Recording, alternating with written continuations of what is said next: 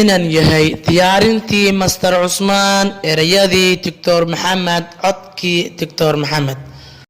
kala ayaan roon ama kala aqoon dheer ama kala asluub weyn haddaan eed la dooneen ama deeq ilaahay asasaarka taagan dadku eexa kaa gelin inaan yahay la'aanta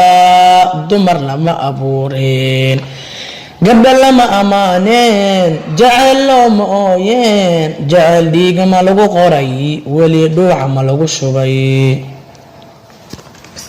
amalay jacaylkii soo dhaafay uurko afku haysan waayo goortaan ogaadee arrimadu dilaacdee oo diikale